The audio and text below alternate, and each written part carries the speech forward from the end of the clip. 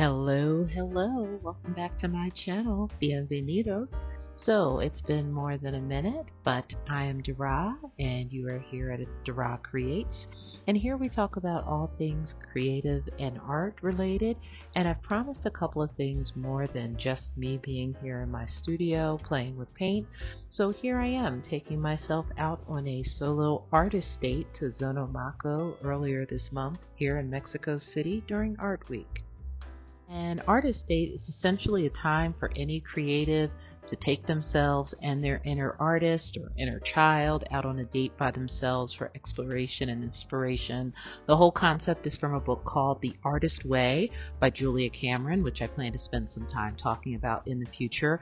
I'll link to the book in the description box below the video in case you're interested in checking it out.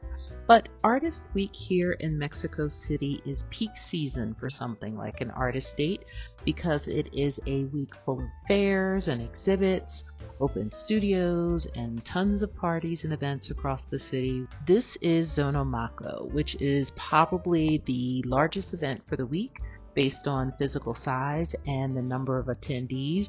I believe it's considered to be the largest and I'll say self-proclaimed most important art fair in all of Latin America. It's also probably what would be considered to be the capstone event for the most mainstream sort of blue chip or bougie type of art event for the week.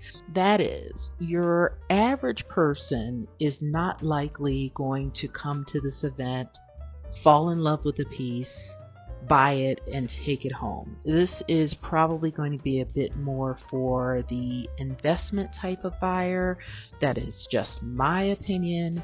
Not that type of buyer isn't buying something they love, but I imagine that they're probably also hedging their bets around potential future values compared to what they're paying for it as well. Now, I haven't been to an Art Basel or Frieze event myself, so I can't compare to the atmosphere there, to be honest. But certain booths, especially where they have gallery representation rather than an artist present, it was definitely giving me the feel of a very interesting and slightly horrifying, well, more than slightly horrifying documentary that I once saw called The Price of Everything. And that documentary really focused on the really kind of mercenary flipping of artwork that happens in the contemporary art market, where very little of the money ever flows back to the original artists themselves. Now, there certainly are plenty of other booths where the artist or even the gallery reps were really lovely to talk to and very excited to talk about the artwork.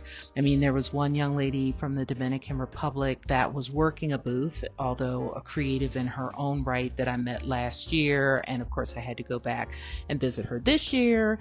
There was an amazing Cuban artist that I met who creates all of her paintings from makeup. She uses cake pan makeup and she creates her substrate. She uses makeup wipes that she sews together and uses that as her canvas. Her work was amazing, and to me it was just, the ingenuity of it all. And we hit it off so well that I actually had to go get some eyeshadow palettes that I barely used and take them back to her so that she could take them back to her studio, and I can't wait to see what she creates with them. Now, there are certainly many other events here in Mexico City during Art Week that are much more grassroots in nature, with more emerging artists and arguably much more cutting edge creativity. But I just had the Zona Maco footage to share with you this year.